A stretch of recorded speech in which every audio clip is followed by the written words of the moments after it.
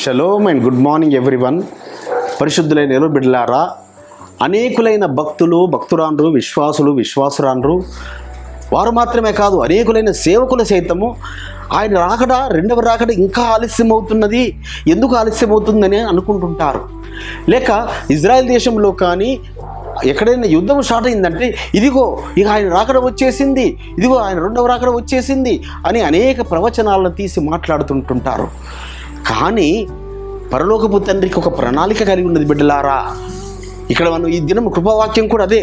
బలిపీఠం కింద ఉన్న ఆ హతసాక్షులైన వారు పలుకుచున్నారట, అయ్యా ఎందాక మా నిమిత్తమై, మా రక్తము నిమిత్తమై ఈ భూనివాసులకు తీర్పు తీర్చకుండా ఉంటారని మనం లేఖనం చూసినట్టయితే ప్రకటన గ్రంథము 6వ అధ్యాయము 10వ వచనము, నాదా సత్యస్వరూపి పరిశుద్ధుడా, ఎందాక తీర్పు తీర్చకయు మా రక్తము నిమిత్తము భూనివాసులకు ప్రతిదండన చేయకయు ఉందువని బిగ్గరగా కేకలు వేసిరి.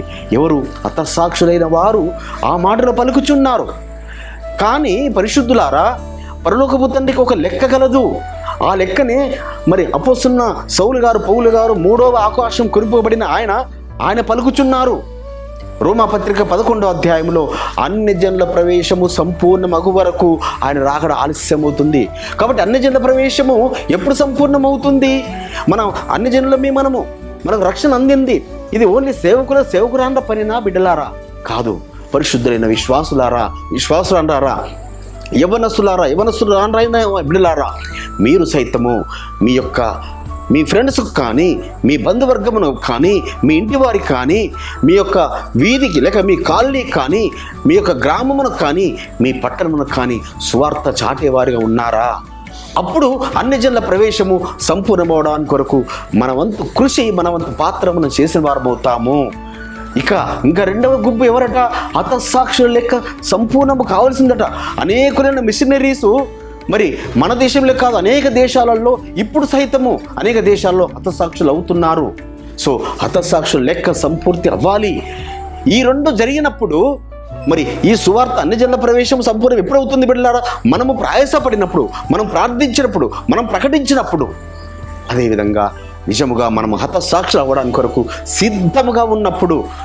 అపోస్తలుడు పౌలు గారు అంటారు కదా, బ్రతుకుటైతే మెస్సయ్య, చావు అయితే లాభమని. నిజంగా హతసాక్షిగా మనము మరణిస్తే ఎంత గొప్ప భాగ్యం, ఎంత గొప్ప ధన్యత.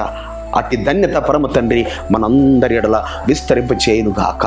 ప్రార్థించుకుందాం. పరిశుద్ధుడైన తండ్రి, అవును నాయన, మీకు ఒక లెక్క కలదు అని, అన్యజనుల ప్రవేశం సంపూర్ణము కావాలని, హతసాక్షుల లెక్క సంపూర్ణం కావాలని, బలిపీఠం కింద ఉన్న ఆత్మలతో మీరు చెప్తున్న మాటలు బట్టి మీకు స్తోత్రములు చెల్లిస్తూ యెహోవా యేసు నామమున స్తుతించి ప్రార్థించి వేడుకుంటున్నాం పరమ తండ్రి.